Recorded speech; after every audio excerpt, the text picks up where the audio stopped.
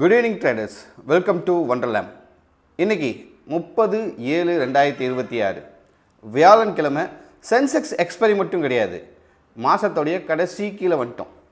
இன்றைக்கி ட்ரேடிங் என்ன நடந்துச்சு, நிஃப்டி, பேங்க் நிஃப்டி, சென்செக்ஸ் என்ன தான் சொல்லியிருக்கு, குரூட் ஆயில் ப்ளஸ் பார்த்திங்க அப்படின்னா கோல்டு, இது எல்லா ரேட்டும், கார்ப்பரேட் ஈவெண்ட்ஸ், குளோபல் நியூஸ் ஒரே வீடியோவில் பார்க்கணுன்னா இந்த ஃபுல் வீடியோவும் குயிக்காக சொல்லிக்கிட்டு வரேன்.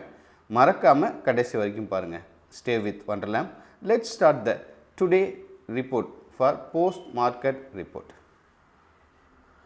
இன்றைக்கி சந்தை புல்லிஷாக தான் முடிஞ்சிருக்குங்க. மார்க்கெட் காலையில் பார்த்தீங்க அப்படின்னா இன்றைக்கி டோ ஜான்ஸு, நாஸ்டாக் இவங்கெல்லாம் மைனஸில் ஓப்பனதுனால கிஃப்ட் நிஃப்டியும் மைனஸில் தான் ட்ரேடிங் பண்ணிச்சு. கிட்டத்தட்ட ஒரு 70 பாயிண்ட் 80 பாயிண்ட் ப்ரீ மார்க்கெட்டில் லோவில் ட்ரேட் ஆகிட்டு இருந்துச்சு. மார்க்கெட் ஓப்பன் ஆகும் பொழுது கொஞ்சம் ஃப்ளாட்டாக வந்தாலும் ஆஃப்டர்நூன் வரைக்குமே மார்க்கெட்டில் ஒரு ஸ்டெடியான மூவ்மெண்ட் கிடையாது. கீழே மேலே அப்படின்னு சொல்லிட்டு பெருசாக மூவ் ஆகவும் இல்லை, ஒரு டைரெக்ஷனில் கூட்டு போகவும் இல்லை. ஆஃப்டர்நூனில் 1 o'clock அப்புறமேட்டுக்கா கிட்டத்தட்ட பார்த்திங்கன்னா மார்க்கெட்டு க்ளோசிங்கில் ஒரு புல்லி செக்டர்ஸ்லேயே நின்றுச்சு. டோ ஜான்ஸு கீழே தானே முடிஞ்சுது, ஏன் இந்தியன் மார்க்கெட் மட்டும் மேலே வந்திருக்கு அப்படின்னு உங்களுக்கு ஒரு டவுட் இருக்கலாம். நேற்று ஃபெட் நியூஸ் பார்த்தீங்களா? எல்லா டீட்டெயில்ஸுமே தான் நான் இப்போ உங்களுக்கு கிளியராக சொல்ல போகிறேன். ஸோ அந்த ஃபெட்டுடைய சேர்மன் கெவின் வார்ஸ் தலைமையிலான ஃபெட்ரல் ரிவர்ஸ் வட்டி விகிதத்தை மாற்றாமல் எந்த விதமான அன்சேஞ்சு அப்படின்னு சொன்னதுனால டோ ஜான்ஸை பொறுத்த வரைக்கும் -2.19% முடிஞ்சு. நாஸ்டாக் -1.74% பெரிய அளவில் கிராஷ் ஆச்சு. இந்த குளோபல் நெகட்டிவ் ரூஸ் மீறி இன்னைக்கு இந்திய பங்குச்சந்தைகள் பாசிட்டிவாக முடிஞ்சிருக்கு அப்படின்னா அதுக்கு முக்கியமான காரணம் என்ன தெரியுமா?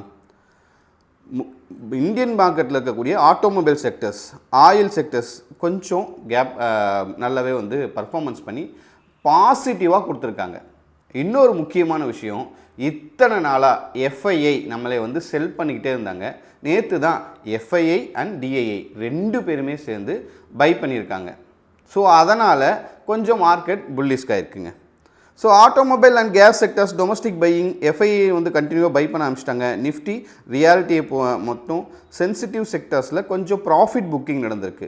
ஸோ டாப் ஈவெண்ட்ஸ்லாம் பார்த்திங்க அப்படின்னா யூஎஸ் ஃபெட் ரேஞ்ச் பாஸ் பண்ணது, ஈரானும் யூஎஸும் மிலிட்ரி டென்ஷன் கொஞ்சம் எக்ஸ்லேஷன் ஆகிருக்கு. இதெல்லாம் தான் பார்த்திங்கன்னா இன்றைக்கி மார்க்கெட்டுக்கான கொஞ்சம் புல்லிஷ் ஆகிறதுக்கான மேஜர் ரீசன்ஸ்னு சொல்லலாம். ஸ்னாப்ஷாட் இன்றைக்கி காலையிலேருந்து என்ன நடந்திருக்கு, எவ்வளோ பாயிண்ட்ஸ் வந்திருக்குங்கிறத கிளியராக பார்க்கலாம். ஸோ சென்செக்ஸை பொறுத்த வரைக்கும் 77,928 ப்ளஸ் 273 புல்லிஷில் முடிஞ்சிருக்கு. நிஃப்டி 24,317 ரூபா 15 காசு, 66 ரூபா 95 காசு ப்ளஸில் முடிஞ்சிருக்கு. பேங்க் நிஃப்டியை பொறுத்த வரைக்கும் 57,200 பாயிண்டில் முடிஞ்சிருக்கு. இன்றைக்கி என்னுடைய பாயிண்ட் ஆஃப் வியூவில் பார்த்தா பேங்க் நிஃப்டி மேலே வரதுக்கு எஸ்பிஐ பேங்கும் ஹெச்டிஎஃப்சி பேங்கும் கடைசி 1 ஹவரில் நல்லா ரொம்பவே பர்ஃபார்மன்ஸ் பண்ணாங்க. பர்டிகுலராக சொல்லணும்னா ஸ்டேட் பேங்க் ஆஃப் இந்தியா ஒரு 11-12 பாயிண்ட் டக்குன்னு மேலே வந்தான். ஆஸ் வெல் அஸ் அதே மாதிரி ஹெச்டிஎஃப்சி பேங்கும் லாஸ்ட்டு ஒரு ½ அன் ஹவரில் அல்லது காமன் நேரத்தில் நீங்கள் பார்த்தீங்க அப்படின்னா ஒரு 7-8 பாயிண்ட்டுங்கிறது டக்குன்னு மூவ் ஆச்சு. ஸோ இவங்க 2 பேரும் சேர்ந்து இன்றைக்கி பேங்க் நிஃப்டியை லோவில் இருந்து ஒரு 300 பாயிண்ட் மேலே கொண்டாந்து விட்டாங்க அப்படின்னே சொல்லலாங்க. ஸோ நிஃப்டி மிட் கேப் பியர்லிஸ் தான் -0.35, ஸ்மால் கேப் 100ம் -0.56, 2 பேருமே பியர்லிஸ்ட்டில் முடிஞ்சிருக்காங்க.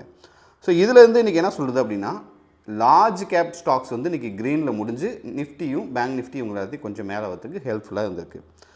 ஸோ மார்க்கெட்டில் இன்றைக்கி என்னெல்லாம் இம்பார்ட்டண்ட்டான மூவ் நடந்திருக்கு அப்படின்னா ஃபெட் ரேட் பார்த்திங்கன்னா கொஞ்சம் பெரிய லெவலில் இம்பேக்ட் பண்ணியிருக்கு. -2.19% டோடான்ஸ் பார்த்திங்கன்னா ஒரு இறக்கத்தை கொடுத்துருக்கு. நிஃப்டியை பொறுத்த வரைக்கும் இந்த வீடியோவில் பார்த்த மாதிரி தான் இன்றைக்கி ஆட்டோமொபைல் செக்டர்ஸ் +1.6% பார்த்திங்கன்னா கெயின் ஆகிருக்கு. ஸோ இந்த ஆட்டோமொபைல் செக்டர்ஸில் இருக்கக்கூடிய நியூஸு, ரிசல்ட்ஸு இவங்கெல்லாம் இந்த செக்டரை மேலே கொண்டாந்தது மட்டும் இல்லாமல் இன்றைக்கி நிஃப்டி, பேங்க் நிஃப்டி இந்த ஒட்டுமொத்தமாக பங்குச்சந்தையே மேலே வரத்துக்கும் ஒரு காரணமாக இருந்திருக்காங்க. நிஃப்டி ரியாலிட்டியை பொறுத்த வரைக்கும் -2.06% நடந்திருக்கு. ஈரான் அண்ட் யூஎஸில் பார்த்திங்கன்னா ஒரு மிடில் ஈஸ்ட்டில் சின்னதாக ஒரு இம்பேக்ட் நடந்திருக்கு. இந்த இம்பேக்ட்னால மிக்சடான ஒரு ரிசல்ட் வந்திருக்கு. என்ன மிடில் ஈஸ்ட்டில் நடந்திருக்குன்னா ஈரான் ஒரு சர்ப்ரைஸ் அட்டாக் பண்ணியிருக்கு அப்படிங்கிற மாதிரிலாம் சொல்கிறாங்க. தெளிவான நியூஸ் கிடைக்கிற வரைக்கும் நமக்கு எதுவும் நம்பத்தகுந்தது இல்லை. ஸோ அதனால் இது கொஞ்சம் சின்ன ஒரு மைல்டு இதை கொடுத்துருக்கு. ஸோ முதல் முறையாக எஃப்ஐஐ அண்டு டிஐஐ இவங்க 2 பேருமே இந்தியன் மார்க்கெட்டுக்குள்ளே பையிங் ஜோனுக்குள்ளே வந்திருக்காங்க. இதுவும் இன்று இந்திய பங்குச்சந்தைகள் மேலே வரதுக்கு ஒரு முக்கிய காரணமாக அமைஞ்சிருக்கு. இத்தனை நாளாக வந்து பார்த்திங்கன்னா எஃப்ஐஐஸ் வந்து பார்த்திங்கன்னா நெட் செல்லர்ஸில் தான் அதிகமாக வந்திருந்தாங்க. டிஐ வந்து பார்த்திங்கன்னா பை பண்ணி தான் மார்க்கெட்டை சப்போர்ட் பண்ணிருந்தாங்க. பெரிய லெவலில் பை பண்ணல, ஆனால் 2 பேரும் சேர்ந்து முதல் முறையாக 2 பேரும் பையிங் ஜோனுக்குள்ளே என்ட்ரு ஆகிருக்காங்க. இது இந்திய பங்குச்சந்தைகளுக்கு ஒரு திருப்பமா அப்படின்னு வரக்கூடிய காலகட்டங்களில் மார்க்கெட் நமக்கு பதில் சொல்லும். இன்னொரு முக்கியமான விஷயம், இன்றைக்கி Q1 ரிசல்ட்ஸ் வந்து பார்த்திங்கன்னா கிட்டத்தட்ட 35 கம்பெனிகளில் நடந்திருக்கு. முக்கியமான கம்பெனிகள் அப்படின்னு சொல்லணும்னா Bajaj finance, Tata steel, Vedanta, Swiggy, M&M உட்பட இன்னும் கொஞ்சம் கம்பெனிகளுக்கும் இன்றைக்கி வந்து பார்த்திங்கன்னா ரிசல்ட்ஸ் இம்பேக்ட் வந்திருக்கு. இந்த ரிசல்ட்ஸ் இம்பேக்ட் அவங்களுக்கு ஒவ்வொரு கம்பெனியும் வந்து பார்த்திங்கன்னா பர்டிகுலராக வந்து அட்டாக் பண்ணும். இன்னொரு முக்கியமான விஷயம், ஃபார்மா செக்டர்ஸை பொறுத்த வரைக்கும் கிறிஸ் கேபிட்டல் அவங்க வந்து என்ன பண்ணியிருக்காங்கன்னா நோவார்டிஸ் இந்தியாவில் ஒரு டீல் பண்ணியிருக்காங்க. அந்த டீலை கிளியராக அடுத்து சொல்கிறேன் உங்களுக்கு. அது கொஞ்சம் அந்த செக்டருடைய மூமெண்ட்டுக்கு கொஞ்சம் யூஸ்ஃபுல்லாக இருக்கும். So mid cap small cap பொறுத்த வரைக்கும் பியர்லிஸ் மூமெண்ட்டில் தான் இருந்திருக்கு. சென்செக்ஸில் கெய்னர்ஸ் அப்படின்னு பார்த்தீங்க அப்படின்னா மாருதி, M&M, ரில், SBI, HDFC bank, power grid இவங்கெல்லாம் வந்து மார்க்கெட்டை தூக்கி விட்டுருக்காங்க. சென்செக்ஸில் லாஸ் ஆனவங்க Adani ports, indigo, Bajaj Finserv, BEL இவங்க எல்லாம் மைனஸில் முடிஞ்சிருக்காங்க. ஸோ குளோபல் மார்க்கெட் வந்து எந்தளவுக்கு இம்பாக்ட் பண்ணியிருக்கு அப்படின்னா நேற்று டோஜான்ஸ் வந்து 29 முடிவில் வந்து 51,594 ரூபா டோஜான்ஸை பொறுத்த வரைக்கும். ஸோ பாயிண்ட் லெவலில் சொல்லணும்னா 1153 பாயிண்ட்டும் பர்சன்டேஜில் -2.19% மைனஸில் முடிஞ்சிருக்கு. ஒஸ்ட் டே அப்படின்னே சொல்லலாம் சின்ஸ் ஏப்ரல் 2025 இருந்து அப்படின்னு வந்து ஒரு டேட்டா சொல்லுது.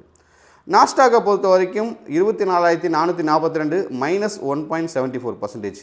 S&P வந்து பார்த்திங்கன்னா 7,316.15 -1.52%. முடிஞ்சிருக்கு. ஸோ இது எல்லாமே இதுக்கு என்ன காரணம் அப்படின்னு சொல்கிறாங்க அப்படின்னா Fed chairman mister Kevin Warsh தலைமையில் FOMC ரேட்டை வந்து அன்சேஞ்சாக வச்சது தான் இதுக்கு மெயின் காரணம் அப்படின்னு சொல்கிறாங்க. ஓகே, இதில் நான் சொன்னேன் இல்லையா, ஈரான் வந்து பார்த்திங்கன்னா US ஃபோர்ஸ் மேலே சர்ப்ரைஸாக வந்து ஒரு மிசில் அட்டாக் நடத்தியிருக்கு. இதனால் மிடில் ஈஸ்ட்டில் வந்து கொஞ்சம் டென்ஷன் அதிகமாக இருக்குது. குருடாயில் பொறுத்த வரைக்கும் $1 $87 $89 ரேஞ்சில் தான் ஒரு பீப்பாவோட ரேட்டு நடந்துகிட்ருக்கு. சரிங்களா? ஸோ ஏசியன் மார்க்கெட்டை பொறுத்த வரைக்கும் சவுத் கொரியா கோஸ்மி வந்து -6%, செமிகண்டக்டர் செல் ஆஃப் இந்த ரீசன்னால் ஜப்பான், சைனா, ஹாங்காங் மார்க்கெட்ஸ் எல்லாமே வந்து மிக்சடு டு நெகட்டிவில் வந்து பார்த்திங்கன்னா ஃபாலோ பண்ணிகிட்டு இருக்காங்க. கிஃப்ட் நிஃப்டி கூட நேற்று க்ளோசிங்கில் 79 பாயிண்ட் பக்கமாக இன்றைக்கி நமக்கு வந்து மார்க்கெட் ப்ரீ மார்க்கெட் ஓப்பன் ஆகிறப்ப மைனஸில் ட்ரேட் ஆகிட்டு இருந்துச்சு. ஆனால் இந்தியன் மார்க்கெட்டு தான் வந்து பார்த்திங்கன்னா பையிங்கில் முடிஞ்சிருக்கு. அதாவது பையிங் அப்படின்னா புல்லிஷ் ஜோனில் முடிஞ்சிருக்கு. USD INR பொறுத்த வரைக்கும் இன்றைக்கி 95.60 95.65 அப்படிங்கிற ரேட்டில் ட்ரேட் ஆகிட்டு இருக்குது. ஸோ இம்பார்ட்டண்டான டெக்னிக்கல் லெவல்ஸ் என்னென்ன அப்படின்னு சொல்லி பார்த்தீங்க அப்படின்னா சப்போர்ட் அப்படின்னு பார்த்தீங்கன்னா நிஃப்டியை பொறுத்த வரைக்கும் 24,176 24,000க்கு மேலே ஸ்ட்ராங்காக சப்போர்ட் எடுத்து 24,176க்கு மேலே ட்ரேட் ஆகி இன்னும் 24,280க்கு மேலேயே சஸ்டைன்ட் ஆகிட்டான் அப்படின்னா அவங்க 24,440க்கு மேலே போகிறதுக்கு வாய்ப்புகள் அதிகமாக இருக்குது அப்படின்னு சொல்லிட்டு லெவல் சொல்லுது. ஸோ மேக்ஸிமம் பெயின் 24,250 இருக்குது. ஸோ RSI இண்டிகேட்டரும் கிட்டத்தட்ட 55 to 62 அப்படிங்கக்கூடிய ஒரு புல்லிஷ் ரேஞ்சுக்குள்ளே வந்துருச்சுன்னு சொல்லிட்டு அந்த இண்டிகேஷனும் நமக்கு ஒரு இண்டிகேஷன் பண்ணுது. பேங்க் நிஃப்டியை பொறுத்த வரைக்கும் இம்மீடியட்டான supports 56,900 57,000, resistance 57,300 57,500. So break out வந்து பார்த்திங்கன்னா 57க்கு மேலே நடக்குது அப்படின்னா அங்கேருந்து மார்க்கெட் ஒரு நல்ல மூமெண்ட்டை பார்க்கலாம். அதுக்கு வரக்கூடிய காலகட்டங்களில் அந்த பேங்கிங் செக்டரில் இருக்கக்கூடிய இம்பார்ட்டன்ட் ஸ்டாக்ஸ் எப்படி ஆக்ட் ஆகுதோ அதுதான் வந்து அந்த செக்டரை தூக்கிட்டு போகும். ஓகே, இன்றைக்கி செக்டர் பர்ஃபார்மன்ஸ் அப்படின்னு சொல்லி பார்க்கணும் அப்படின்னா ஃபஸ்ட்டில் நான் சொன்ன மாதிரி இன்றைக்கி நிஃப்டி ஆட்டோ பட்டையை கிளப்பி பர்ஃபார்மன்ஸ் பண்ணியிருக்கு +1.6%. அதில் டாப் கெய்னர்ஸ் அப்படின்னு கேட்டிங்க அப்படின்னா மாருதியும் M&Mமும் லீட் பண்ணியிருக்காங்க. நிஃப்டி ரியாலிட்டியை பொறுத்த வரைக்கும் -2.06%. டாப் லாஸஸில் அவங்களும் வந்திருக்காங்க. இன்றைக்கி ஐடியை பொறுத்த வரைக்கும் வாட்சிங்கில் தான் இருக்குது, இன்னும் வந்து ட்ரெண்ட் வந்து கீழெல்லாம் போகலை. ஸோ இன்ஃபோசிஸ், HCL டெக் இவங்க எல்லாமே கொஞ்சம் வாட்சிங் லிஸ்ட்டில் இருக்காங்க. பேங்கிங் அண்ட் ஃபினான்ஷியல் சர்வீஸை பொறுத்த வரைக்கும் HDFC பேங்க், SBI இவங்க எல்லாமே கொஞ்சம் கெயினில் இன்றைக்கி முடிஞ்சிருக்கு. ஸோ பஜாஜ் ஃபின்சர்வ் மட்டும் இன்றைக்கி கொஞ்சம் டவுன் சைடில் முடிஞ்சிருக்கு. ஸோ டாப் லாஸஸ் டாப் கெய்னர்ஸை வந்து ஆல்ரெடி நான் உங்களுக்கு இன்டிமேட் பண்ணியிருக்கேன். மறுபடியும் ஒரே ஒரு டைம் சொல்லி முடிச்சுங்க டக்குன்னு. சென்செக்ஸை பொறுத்த வரைக்கும் Maruti Suzuki, Mahindra and Mahindra, Reliance Industries, SBI bank, HDFC bank, power grid இவங்கெல்லாம் டாப் கெய்னர்ஸ் இந்த சென்செக்ஸை பொறுத்த வரைக்கும் டாப் லாஸஸில் Adani ports, indigo, Bajaj Finserv and Bharat Electronics BEL அப்படின்னு சொல்லக்கூடிய ஸ்டாக்ஸ். ஸோ இவங்க எல்லாமே டாப் கெய்னர் அண்ட் டாப் லாஸஸில் வராங்க. நாளைக்கு நீங்கள் வாட்ச் பண்ணக்கூடிய இம்பார்ட்டன்ட் ஸ்டாக்ஸ் அப்படின்னா உங்கள் லிஸ்ட்டில் வச்சுக்க வேண்டியது according to the corporate news இந்த ஆக்ஷன் இருக்கு இல்லையா, இதை பேஸ் பண்ணி தான் சொல்கிறோம். So Bajaj Finserv, Vedanta, Tata steel, Dabur India, Punjab national bank, RCF, Glenmark pharma, power finance corporations மற்றும் டிவிஎஸ் மோட்டார் இவங்க மேலே நாளைக்கு ஸ்டாக்ஸை உங்கள் கண்ணை வச்சுக்கோங்க. ஸோ Q1 ரிசல்ட் இம்பேக்ட் பண்ணக்கூடிய ஸ்டாக்ஸும் Swiggy, Tata Steel, Vedanta, Mahindra and Mahindra, Bajaj Finance, LIC Housing Finance, Torrent Pharmaceuticals, Mankind Pharma, Hyundai Motor India, Mastek plus வந்து பார்த்திங்கன்னா எக்ஸைட் இண்டஸ்ட்ரீஸ், ஜில்லைட் இந்தியா இவங்க எல்லாருமே வந்து பார்த்திங்கன்னா Q1 ரிசல்ட்டை அஃபெக்ட் பண்ணக்கூடிய ஸ்டாக்ஸில் வந்திருக்காங்க. எப்படி வேணால் அஃபெக்ட் பண்ணலாம், புல்லிஷாகவும் இருக்கலாம், பியர்லிஷாகவும் இருக்கலாம். கிளியராக அந்த ரிப்போர்ட்டை வாட்ச் பண்ணுங்கள். ஃபினான்ஷியல் டேட்டாஸ் ரொம்ப இம்பார்ட்டன்ட். ஸோ நிஃப்டி ஆப்ஷன் செயினை பொறுத்த வரைக்கும் ஸ்பாட் இன்றைக்கி 24,317, இந்தியா விக்ஸை பொறுத்த வரைக்கும் 12.16. ஸோ மேக்ஸிமம் பெயின் 24,250 இருக்குதுன்னு தான் டேட்டா சொல்லுது. So PCR 1.17 to 1.19. Slightly put வந்து பார்த்திங்கன்னா ஹெவியாக இருக்கிறதுக்கு மாதிரி சொல்கிறாங்க. ஸோ மைல்டு புல்லிஷாகவும் இருக்குது பையாசிஸில். ஸோ இம்மிடியட்டான ஓப்பன் இன்ட்ரெஸ்ட் அப்படின்னு பார்த்தீங்க அப்படின்னா 24,200 to 24,400 இதுதான். ஓகே. ஸோ எஃப்ஐஐஸ் ஏற்கனவே சொன்ன மாதிரி தான் முதல் டேட்டா கிளியராக சொல்ல பாருங்கள். எஃப்ஐஐஸ் 2,981 கோடியும் டிஐ 997 கோடியும் பை பண்ணியிருக்காங்க. முதல் முறையாக 2 பேருமே வந்து பையிங் ஜோனுக்குள்ளே வந்திருக்காங்க. இது இந்திய பங்கு சந்தைகளுக்கு ஒரு நல்ல ஒரு ஏற்றமிகு காலமாக அமையுமா, வருங்காலத்தில் இந்த நடவடிக்கை தொடர்ந்து மார்க்கெட் முன்னேறி போகுமா அப்படிங்கிறது எல்லாமே இந்த இன்ஸ்டிடியூஷனல் இன்வெஸ்டர்ஸ் கையில் தான் இருக்குது. ஸோ கார்ப்பரேட் நியூஸ் இந்த ஃபார்மா செக்டர்ஸில் Chrys Capital private equity firm வந்து நோவார்டிஸ் ஏஜி கிட்ட இருந்து நோவார்டிஸ் இந்தியாவில் 70.68% கண்ட்ரோலிங் ஸ்டாக்காக வந்து பார்த்திங்கன்னா அக்யூர் செஞ்சுருக்காங்க. இது ஃபார்மா செக்டரில் அந்த பிஇ ஃபார்ம் முதல் மெஜாரிட்டியாக வரதுக்கான வாய்ப்புகளுக்கு கொஞ்சம் கவனிக்க வேண்டிய பங்கு அது கொடுத்துருக்கு. So Chris Capital private limited equity ஃபார்மை கொஞ்சம் கேபிட்டலாக வாட்ச் பண்ணி பாருங்கள். இதை பற்றின முழு வீடியோவை எடுத்துக்கிட்டு நான் வேணால் தனி ஒரு வீடியோ கூட போகிறேன். இன்னும் நமக்கு தகவல் அதிகமாக கிடைக்கும். ஸோ ஃபார்மா செக்டர் எந்த அளவுக்கு ஹெல்ப் பண்ணுங்கிறதையும் நம்ம தெரிஞ்சுக்கலாம். ஸோ நாளைக்கு ட்ரேடிங் பிளான் நிஃப்டி 24,280க்கு மேலே சஸ்டெயின் ஆகி க்ளோஸ் ஆச்சு அப்படின்னா 24,441க்கு மேலே போகலாம். பியர்லிஷ் செனோரியா நிஃப்டியை பொறுத்த வரைக்கும் கீழே வந்தால் எங்கே கீழே வரும், 176க்கு கீழே சப்போர்ட்டை பிரேக் பண்ணி ட்ரேட் ஆச்சுன்னா கீழே வரலாம், 24,000 நோக்கி ட்ராவல் பண்ணலாம் அப்படின்னு தான் சொல்கிறாங்க. ஸோ இதை வாட்ச் பண்ணிக்கங்க. சப்போர்ட்ஸ் அண்டு ரெசிஸ்டண்ட்டை இன்னொரு டைம் நான் கிளியராக நான் காலைல ஓப்பன் மார்க்கெட் ரிப்போர்ட்டில் கொடுத்துட்றேன். ஏஐ பொறுத்த வரைக்கும் சென்டிமீட்டர் என்ன சொல்லுது அப்படின்னா இந்தியாவில் நாளைக்கு 50% புல்லிஸ்க்கான வாய்ப்பு இருக்குது அப்படின்னு சொல்லுது ஏஐ சென்டிமெண்ட் மீட்டர். சைட்வேஸ்க்கு 35%, பியர்லிஸ் அதாவது மார்க்கெட் டவுன் ட்ரெண்ட் ஆகிறதுக்கு 15% வாய்ப்பு இருக்கும் அப்படின்னு சொல்லுது. ஸ்ட்ராங்கான செக்டர்ஸ் ஆட்டோ செக்டர்ஸு, வீக்கான செக்டர் ரியாலிட்டி, ரெண்டையும் வாட்ச் பண்ணி அதுக்கு தகுந்த மாதிரி ட்ரேட் பண்ணிங்க. சியூ நண்பர்களே, இப்போ முழுமையாக வந்து பார்த்திங்க அப்படின்னா நான் உங்களுக்கு இன்றைக்கி தேவையான எல்லா தகவலும் இந்த ஒரு வீடியோவில் கொடுத்துருக்கேன். இந்த மாதிரி பயனுள்ள வீடியோக்கள் உங்களுக்கு ரொம்ப யூஸ்ஃபுல்லாக இருந்துச்சுன்னா மறக்காமல் லைக் பண்ணி சப்ஸ்கிரைப் பண்ணி உங்களுடைய நண்பர்களுக்கு ஷேர் பண்ணிட்டு போங்க.